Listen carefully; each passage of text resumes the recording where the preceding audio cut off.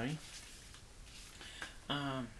A couple days ago, I got a question after posting how to fix a Game Boy screen and cleaning it, which I'll do another update on one of those videos when I get another Game Boy.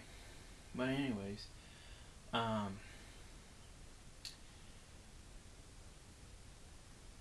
the viewer named Abandoned North Jersey sent in this question. Do you know about cartridges marked Mattel 1979? I found a very large box of cartridges and they look similar to the one you showed for the Game Boy, and the one I am looking at is called Las Vegas Roulette. Do people collect them? I already answered his question in print form, and I decided maybe a visual would help better. So I'm going to be doing that today. Even though I've written him back and stuff, but not 100% sure he understood, but tried to give him the best info that I could. But anyways, this is the cartridge I was showing while I was cleaning the Game Boy. And I do have in the Las Vegas series called Las Vegas Poker and Blackjack. And I don't know how well the camera can see that because I have poor light in here. It says Mattel 1979. And yeah, they're sort of close in same size, but not really. I mean, yeah, they're different. But yeah, to answer your question, again in video form, Mattel made this game, along with a bunch of other games, or let me back up a little bit. Mattel wanted to delve into the video game series, or market, I should say, and to compete with Atari. So they made a video game division, top designers and stuff in the field at the time, and they created a product. And the reason why it's in a Ziploc bag to keep the dust off of it, because it's installed most of the time. And Mattel wanted kind of a system that would be helpful to kids instead of just playing old games on it. They wanted a system that you could learn from. And they came up with the name called Intelligent Television. So they shortened it down to Intellivision. And I forget what the prototype is. There's like links on it. And this is the system right here. They were partnered with GTA in Sylvania. But it's a Mattel toy, basically. And this thing's quite heavy. These were made from 1979 to 82, I want to say, before they came out with the Television 2, which is smaller and different. And then they were losing the battle with Atari because Atari had already gained on them since they started well before them. And the company just kept falling, and then Mattel just killed the division. And I'm going off of what it says in the Xbox game, which I have it somewhere, called Intellivision Lives. And afterwards, some of the top designers decided to buy the rights to this, and there was a bunch of the first. Well, there was a bunch of the second generation of this, which the key things, which is attached to it, or on the side, and it's a lot smaller. But they decided to try to keep the company going, and after they sold out, it was mainly through mail order and local stores, stuff like that. After they ran out of the second generation, they still had a bunch of the first generation ones, and so they just basically rebadged it. It says NT3 on it, I think, and it's just exactly like this model except for it's black, and it has like shiny stuff on it, but it's exactly the same thing. And they were still making these up until, I think Wiki said 1994 or something like that. And you can pick most of these models up on eBay for $50 each.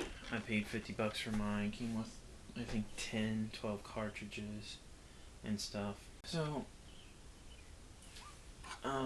another thing to it is you got other cartridges like this one that is exactly like the Mattel.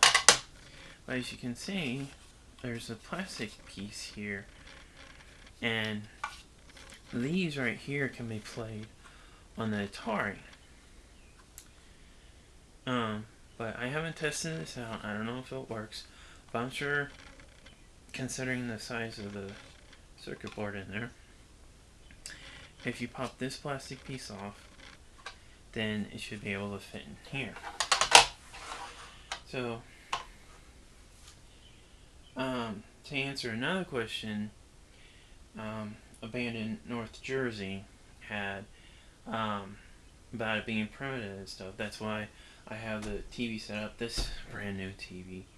Excuse the background because it's my mother's house and she's going through some stuff.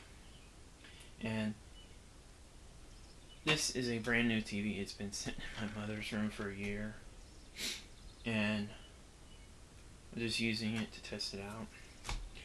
But anyways, let me show you some of the features of this.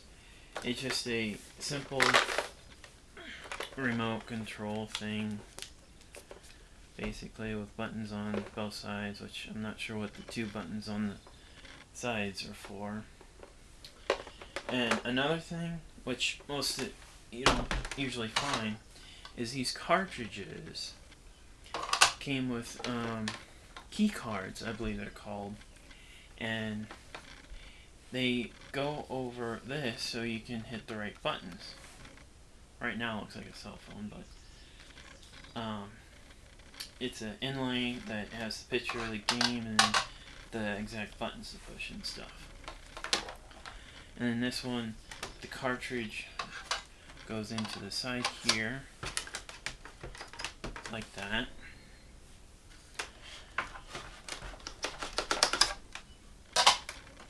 And power cord is tucked up in there nicely for easy storage. And this one, because at the time it was prevalent because it's 1970 technology, they had these cords that would hook up to your old style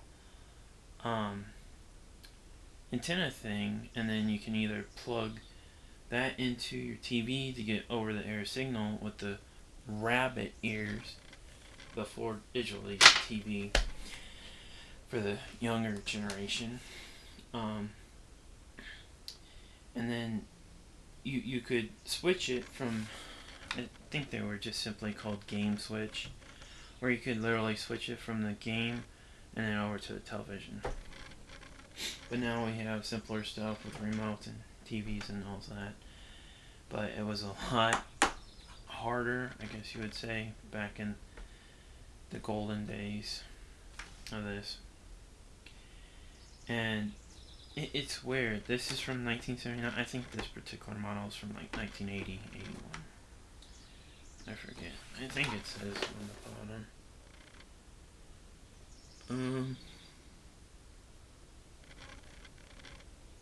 Oh, I thought it did.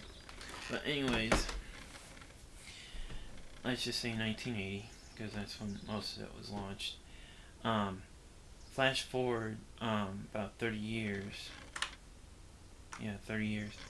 And we have the Xbox One, the PlayStation 4, and the graphics are incredible. 30 years technology from this here. Actually, Atari's older, and some other stuff. But just this example here to the high def graphics and stuff nowadays. Most kids, if you show them this, are like, what is this? It's like, is this a cell phone thing from the 80s or something? But yeah. Anyways, I'm gonna set this up so I can demonstrate what the graphics look like with this, and a piece of plastic in there. And so you can get the feel for it, and to answer your question more thoroughly, Abandoned North Jersey, and other people who might be curious. Atari has the same setup as this, and so if you wanted to bypass using that box and stuff and just hook it up straight to the coaxial, I mean, there's newer ones where you can just plug this in. The other side has a AV cord to it, but most of the newer ones still have the cable thing on it, because I don't think coaxial is going away anytime soon. And someone has created this very, very simple adapter. It's coaxial on one end, and I have no idea what that is called whatsoever, but I do know it plugs into here like this, and then you have an adapter that will plug straight into the coaxial part of the television, and then you just plug in the other end to the game, and you got like, I think this is 6-foot cord, and this is original to the system, which is weird to have something that long. And you just plug it into this hole under here, and then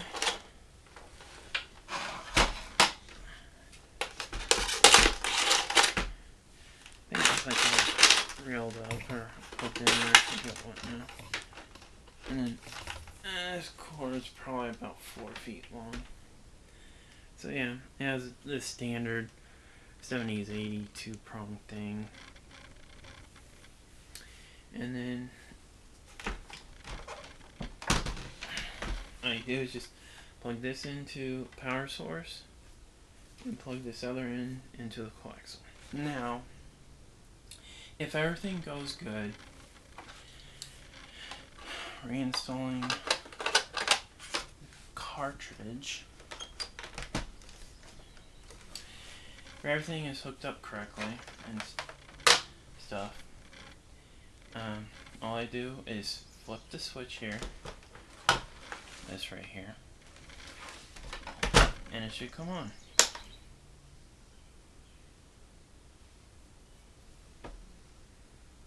And it's not. Alright guys, sorry about that. These newer TVs are pain in the ass to play the old school stuff, and you'll see in a second. With the older ones, I don't know if you can see it or not, but there's a big tube type TV, 32-inch over there, which back in the day all you had to do was just plug this in and just search for like channel 2 or 3, something like that, and it would automatically come up. These, God, I had to switch it over to cable and not air, and let it searched through the channels. It found one channel, and it took 10 minutes for it to go through 100% complete. Well, anyways, I'm going to turn it on and show you what it looks like. And I know this console is in perfect condition because I've played it before. I think it's because the old signal from this to the new thing, the card inside of the TV is not recognizing it. That's why I keep doing and then going to that screen. But yeah, if you want to pause it anywhere along the way and look at this, and this is similar to what you have, Abandoned New Jersey, but yours is the roulette, this is the blackjack and poker. And since I don't have the card, I don't know what I'm doing, but when it comes back on, I'll hit a button. And I just pushed it inside, but I don't know, it comes up with the wallet. And these graphics, these are, what, they're not even 8-bit, I don't think. But back in the day, when this came out, the graphics, just compare it to today's graphics, how it's all HD and real looking. That's how they felt back then about this stuff. But now, looking back to it, yes, it is primitive back then, but this was state-of-the-art graphics at that time. And without these systems and games, we would not have Halo or Xbox One or any of those things. And there was a time, and this is for a different story, that in the very early 70s, even before this came out, the companies, video game companies, wasn't doing good, and they thought it was the end of the video games as we knew it. But they came back and on and on. And at one time, there was literally like 30, 40 different companies with different consoles and different video games and stuff, third-party stuff, etc., etc. And now today, we only have 3 companies, 3 consoles. That would be Nintendo, PlayStation, which is still new to the game because they came out in, what, 1990 or something. They was going to hook up with Nintendo and Sega, but they didn't want them, so they just went out on their own and successfully done it. But that's a different story. And then the third one, which is even newer to the market, which was, what, 96, is Microsoft Xbox. Those are the only 3 game systems that are still around. So it's a very slim market nowadays, so those 3 have the market cornered, sadly. And why did it do that? But anyways, to get back into the gameplay, I'm going to hit enter, push 1, and when it comes back I'll show you, but it's because of the signal. Well, I don't know what to do. Unless it's this thing here, I'll wait for it to come back up. Well, I don't know what to do. Because, like I said, I don't know much about this. Okay. Something happened. I'll just...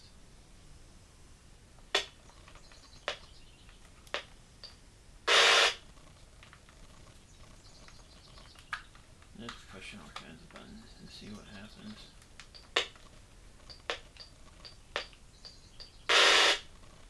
But to be honest, I haven't really played these, but I know it works.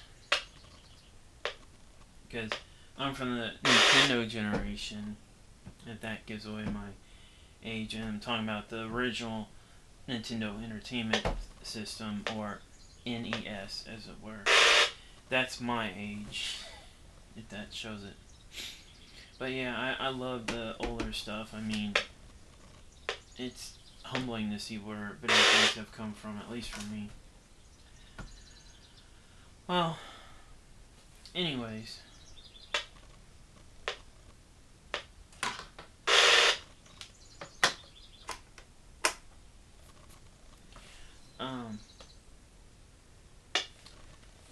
Oh, that didn't work. I'm just gonna shut it off. But anyways, I hope that. Well, there. You have one more question. Do people collect them? I know I do collect old stuff. And things, but I looked up on eBay how much the Las Vegas roulette cart was, and you can get one that's complete. You know what I mean by complete? It has the original box, has the instruction, and it has the cartridge, and it has the cards in it. And you can get the cart for about 99 cents, and you can get the complete thing for $8. And I mean, they're not worth that much at the moment because they don't seem to be a hot item, as it were. It seems like the biggest ones right now are, yes, the new popular systems, the Xbox One, the PlayStation 4, yes, that's going to go high, and some other things out there that, yeah. So, anyways, I hope that answers your question. Abandoned North New Jersey. I'll check out your channel when I have time. But if anybody has a question or comment about video game systems, peripherals, all that stuff, I will do my best to answer them and get back to you. I've decided, instead of doing a comment one, that it would be much easier to explain it in a video on how it works and stuff, because visual, at least for me, is much better than someone just typing some stuff out and it's like, okay. And yeah. And I'm just gonna put this in there. If anybody has any old stuff they don't want, I'd be glad to look at them and stuff. Or if you guys want to send me stuff so I can look at them and things like that, and maybe fix a Game Boy or something, I don't know. Might not venture into that because I'd rather collect them than fix them. Well, I do fix them, but for myself. But yeah, most of these things they're just very simple hardware compared nowadays. Now, if something goes wrong, like on your Xbox or whatever, it's dead. These things, they're almost indestructible. That's how quality that they built them back then. But yeah, and believe it or not, when these came out originally, even the Ataris and stuff, they were like $200, like today's systems. So you're looking at like an Xbox One of its day. People are going to be like, no, they weren't that much. But yeah, look it up. They were that much. There's ads and stuff out there. So yeah. Anyways, thank you for the question, Abandoned North Jersey. And I'll see you guys next time. Still haven't figured out a name for the show. I'm wanting to go with Razooey, or I should say the Razooey Show, but Razzle hasn't signed off on it yet. So if anybody has any ideas on what we should call the show. Alright, signing off. See you guys next time. And keep playing the games, guys. Woo! And calling on the phone. Hello? I'd like some pizza. Oh, this ain't the pizza place? Oh, yeah, I don't need a proctologist. Bye.